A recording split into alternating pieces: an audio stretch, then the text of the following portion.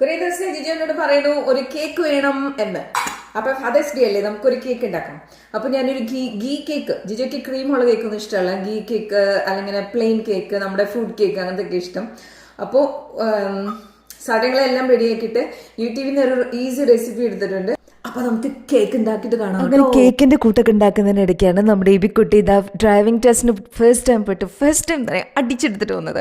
അപ്പോൾ നമുക്ക് അവനെ ഒന്ന് കൺഗ്രാജുലേറ്റ് ചെയ്യട്ടെ. അവന് കാര്യമായിട്ടുള്ള ട്രെയിനിങ് ഒന്നും കൊടുത്തില്ലായിരുന്നു കേട്ടോ. അപ്പൂനും ജിജോയും കൂടെയാണ് കൊണ്ടുവന്നുകൊണ്ടിരുന്നത്. ഞങ്ങൾ ഷിബുവിന്റെ കപ്പിൾ ഓഫ് ലെസൺസ് എടുത്ത് ഭയങ്കര ഹെൽപ്ഫുൾ ആയിരുന്നു. So thank you Shibu.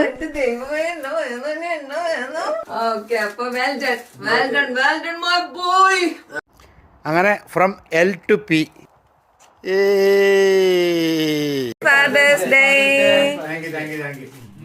സത്യം പറഞ്ഞ് ഫാദേഴ്സ് ഡേയിൽ കിട്ടിയ ഒരു ഇരട്ടി മധുരം കൂടിയായിരുന്നു കേട്ടോ ഇവിക്കുട്ടിയുടെ ഡ്രൈവിംഗ് ടെസ്റ്റ് പാസ്സാവല്. അപ്പോൾ ഇവിടെ നമുക്ക് ഡെഫിനറ്റ്ലി ഒരു കേക്ക് ബേക്ക് ചെയ്തല്ലേ പറ്റൂ.